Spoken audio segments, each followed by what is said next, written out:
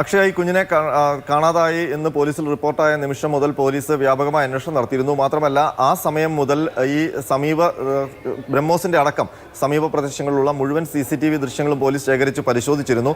ആദ്യഘട്ടത്തിൽ വന്ന പോലീസിന് ലഭിച്ച പ്രാഥമികമായ വിവരം അത് ഈ കുഞ്ഞിന്റെ സഹോദരൻ്റെതായിരുന്നു. അതും ഒരു കൊച്ചു കുഞ്ഞാണ്. ആ കുഞ്ഞ് നൽകിയ മൊഴി ഒരു മഞ്ഞ സ്കൂട്ടറിൽ വന്ന രണ്ടുപേർ കുഞ്ഞിനെ എടുത്തുകൊണ്ടുപോയി എന്നുള്ളതായിരുന്നു. ആ മൊഴിയുടെ അടിസ്ഥാനത്തിൽ പോലീസ് CCTV ദൃശ്യങ്ങളൊക്കെ പരിശോധിച്ചപ്പോൾ അങ്ങനെ ഒരു സ്കൂട്ടർ അതുവഴി കടന്നുപോയതായോ കുഞ്ഞിനെ വെച്ചുകൊണ്ടുള്ള സ്കൂട്ടർ കടന്നുപോയതായോ ഒരു വ്യക്തതയും ലഭിച്ചില്ല. പിന്നീട് ആ അന്വേഷണത്തിനിടയിലാണ് ഉച്ചയോടെ മറ്റൊരാൾ ഈ സ്കൂട്ടറിന്റെ കഥ വീണ്ടും പറയുന്നത്. പക്ഷേ അതും പോലീസ് തള്ളുകയാണ് ഉണ്ടായത്.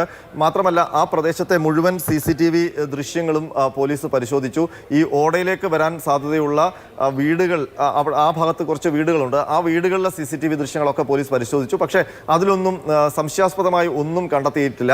ഈ 2 ആഴ്ച നീണ്ട CCTV ദൃശ്യങ്ങൾ പരിശോധന അത് ഈ മേഖലയിൽ മാത്രമല്ല, അതിനുശേഷം ആ റോഡുകളിലേക്ക് എത്താവുന്ന മറ്റു റോഡുകൾ, മറ്റു വഴികൾ, മറ്റ് താമസ സ്ഥലങ്ങൾ, അവിടെയൊക്കെയുള്ള ക്യാമറകൾ പരിശോധിച്ചു. അപ്പോൾ അതിൽ ഒരു ക്യാമറയിലാണ് സംശയാസ്പദമായ ഒരു നീക്കം പോലീസ് കണ്ടെത്തിയത്. അത് കഴിഞ്ഞ ദിവസമാണ്, ഒരു 3-4 ദിവസത്തിന് മുൻപാണ് ആ ദൃശ്യങ്ങൾ പോലീസിന് ലഭിക്കുന്നത്.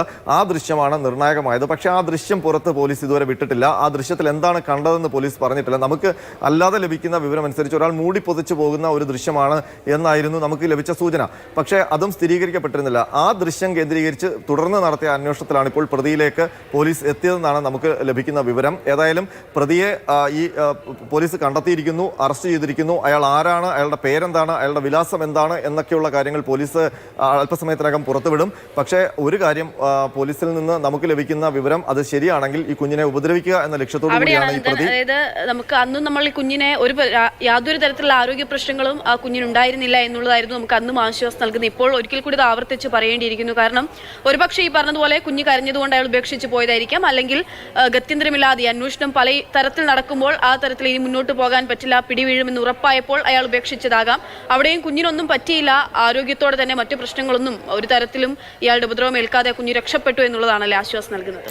തീർച്ചയായിട്ടും. കാരണം ഈ കുഞ്ഞിനെ വൈകുന്നേരം 7:15 കണ്ടെത്തുമ്പോൾ, ആ വാർത്ത ബ്രേക്ക് ചെയ്യുമ്പോൾ വലിയ ആശ്വാസമാണ് റിപ്പോർട്ട് ചെയ്ത നമുക്കും ഒപ്പം തന്നെ പോലീസുകാർക്കും കേരളത്തിനൊന്നാകെയും ഉണ്ടായത്. കാരണം ആ കുഞ്ഞിന് എന്ത് സംഭവിച്ചു എന്നുള്ളത് ആ പകൽ മുഴുവൻ നീണ്ട ആകാംക്ഷയും ആശങ്കയുമായിരുന്നു.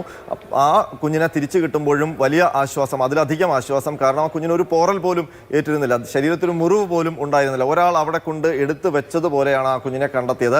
അപ്പോഴെല്ലാം ഉണ്ടായിരുന്ന സംശയം, അങ്ങനെ തട്ടിക്കൊണ്ടു പോവുകയായിരുന്നെങ്കിൽ ആ തട്ടിക്കൊണ്ടു പോകുന്നതിന്റെ ലക്ഷ്യം എന്താണ്? അങ്ങനെ ഒരാൾ തട്ടിക്കൊണ്ടു പോയാൽ ഉപദ്രവിക്കില്ലേ?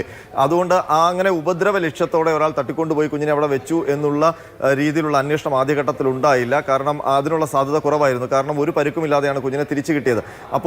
അപ്പോഴാണ് അന്വേഷണം ഈ മറ്റ് ബന്ധുക്കളിലേക്കും ഒപ്പം തന്നെ ഈ കുഞ്ഞ് ഒറ്റയ്ക്ക് നടന്നു പോകാനുള്ള സാധ്യതകളിലേക്കും ഒക്കെ പോലീസ് എത്തിയത്. എങ്കിലും പോലീസ് ഈ കുഞ്ഞിനെ തിരിച്ചു കിട്ടിയ ആശ്വാസത്തിൽ അന്വേഷണം അവിടെ വെച്ച് അവസാനിപ്പിച്ചില്ല. കഴിഞ്ഞ 2 ആഴ്ച ഇത് സംബന്ധിച്ച് പ്രത്യേകിച്ച് അപ്ഡേഷൻ ഒന്നും നമ്മൾ നൽകിയതുമില്ല. അതുകൊണ്ട് തന്നെ ഈ അന്വേഷണം അവസാനിച്ച മട്ടാണ് എന്ന രീതിയിൽ ഒരുപക്ഷെ കേരളം ചിന്തിച്ചിട്ടുണ്ടാകാം. പക്ഷെ അങ്ങനെ ആയിരുന്നില്ല. ഈ കേസിന്റെ പിന്നാലെ തന്നെ തിരുവനന്തപുരം സിറ്റി പോലീസ് ഉണ്ടായിരുന്നു. അവർ ഓരോ മൈന്യൂട്ടായിട്ടുള്ള കാര്യങ്ങളും അന്വേഷിച്ചാണ് ഇപ്പോൾ പ്രതിയിലേക്ക് എത്തിയിരിക്കുന്നത്. ആ പ്രതി അന്ന് തന്നെ പറയുന്നുണ്ടായിരുന്നു, പല സ്ക്വാഡുകളായി തിരിഞ്ഞുകൊണ്ട് CCTV ദൃശ്യങ്ങൾ പരിശോധിക്കാൻ, ആ തരത്തിൽ പല സ്ക്വാഡുകളായി തിരിഞ്ഞുകൊണ്ട്, ഗ്രൂപ്പായി തിരിഞ്ഞുകൊണ്ടാണ് പോലീസ് അന്വേഷണം നടത്തുന്നുള്ള കാര്യമൊക്കെ അന്ന് പറഞ്ഞിരുന്നത്. ഒപ്പം തന്നെ ഇത് കുഞ്ഞ് നടന്നു പോയതായിരിക്കാം, അങ്ങനെ ഒരു സാധ്യതയും ഈ സംഭവം നടന്ന് കുഞ്ഞിനെ തിരികെ കിട്ടി അടുത്ത 2 ദിവസങ്ങളിലൊക്കെ ആ ഒരു സാധ്യത പോലീസ് തള്ളിക്കളയാതിരുന്നിരുന്നു. പിന്നീട് എപ്പോഴാണ് ആ ഒരു സാധ്യത പൂർണ്ണമായും പോലീസ് തള്ളിക്കളഞ്ഞത്? ഈ ഒരു തരത്തിൽ മറ്റൊരാൾ തട്ടിക്കൊണ്ടുപോയതായിരിക്കാം എന്നൊരു നിഗമനത്തിലേക്ക് പോലീസ് എത്തുന്നത് എപ്പോഴായിരുന്നു? അക്ഷയ, ഈ തട്ടിക്കൊണ്ടുപോകൽ എന്നുള്ള ഒരു രീതിയിൽ തന്നെയായിരുന്നു പോലീസ് അത് അന്വേഷിച്ചിരുന്നത്. പക്ഷേ കുഞ്ഞിനെ തിരിച്ചു കിട്ടിയതോടുകൂടിയാണ് ഈ തട്ടിക്കൊണ്ടുപോകുന്ന ആ സാധ്യതയ്ക്ക് ഒരു മങ്ങലേറ്റത്. കാരണം കുഞ്ഞ് തൊട്ടടുത്ത് തന്നെയുള്ള ഓടയിലാണ് ഉണ്ടായിരുന്നത്. പക്ഷേ ആ ഓടയിലേക്ക് എത്തുന്ന വഴി ദുർഘടം പിടിച്ചതാണ്.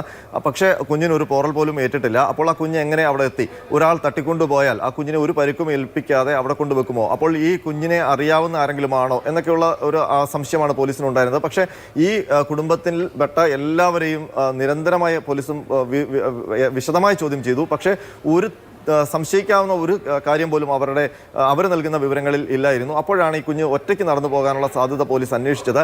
അതിനൊരു ലോജിക്കായിട്ട് പോലീസ് പറഞ്ഞത്, ഈ കുടുംബം അവിടെ വന്ന് ഇത്രയും ദിവസം കഴിയുമ്പോൾ അവർ സ്ഥിരമായി പോയിക്കൊണ്ടിരുന്ന ഒരു മേഖലയായിരുന്നു ഈ കുഞ്ഞിനെ കണ്ടെത്തിയ സ്ഥലം. അവിടെ ഒരു കുളമുണ്ടായിരുന്നു. ആ കുളത്തിലാണ് കുഞ്ഞിൻ്റെ അമ്മയടക്കം എല്ലാവരും കുളിക്കാൻ പോകുന്നത്. ഈ കുഞ്ഞും അവിടുത്തെ മറ്റു കുട്ടികളും ചേർന്ന് കളിക്കാനൊക്കെ അവിടെ പോകുമായിരുന്നു. അപ്പോൾ ഈ കുഞ്ഞിന് അത്ര അപരിചിതമായ ഒരു സ്ഥലമായിരുന്നില്ല ഈ പ്രദേശം എന്നുള്ളതാണ് പോലീസ് അന്ന് ഈ കുഞ്ഞൊറ്റയ്ക്ക് പോകാനുള്ള സാധ്യതയ്ക്ക് കൽപ്പിച്ചിരുന്നത്. പക്ഷേ അപ്പോൾ പോലും ഈ റെയിൽവേ ട്രാക്കിലൂടെ നടന്ന് ഈ കുഞ്ഞ് 300 മീറ്റർ അപ്പുറമുള്ള ഈ ഓടയ്ക്ക് സമീപം എത്തുകയാണെങ്കിൽ, ആ ഓടയിലേക്ക് കുഞ്ഞ് മറിഞ്ഞു വീഴുകയാണെങ്കിൽ അതിൻ്റെയൊക്കെ ലക്ഷണങ്ങൾ അവിടെ കാണും. അത് ഒട്ടും കണ്ടെത്താൻ അന്ന് കഴിഞ്ഞിരുന്നില്ല.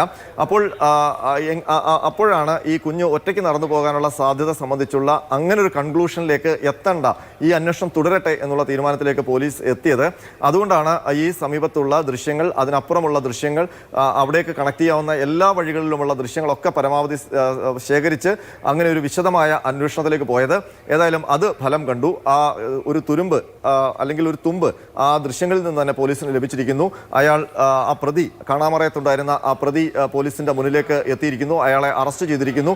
അയാൾ ദുരുദ്ദേശത്തോടെയാണ് ഈ കുഞ്ഞിനെ കൊണ്ടുപോയത്. പക്ഷേ കുഞ്ഞ് ഉറക്കെ കരഞ്ഞ് ബഹളം വെച്ചതിനാൽ ആ കുഞ്ഞിനെ ഉപേക്ഷിച്ച് അയാൾക്ക് പോകേണ്ട ഒരു സാഹചര്യം അവിടെ ഉണ്ടായി എന്നുള്ളതാണ് നമുക്ക് പോലീസിൽ നിന്ന് ഇപ്പോൾ ലഭിക്കുന്ന അനൗദ്യോഗിക വിവരം. ഏതായാലും 6 മണിക്ക് city police commissioner CH Nagaraju മാധ്യമങ്ങളെ കാണും. അപ്പോൾ ഈ പ്രതിയുടെ കൂടുതൽ വിശദാംശങ്ങൾ 6 മണിക്ക്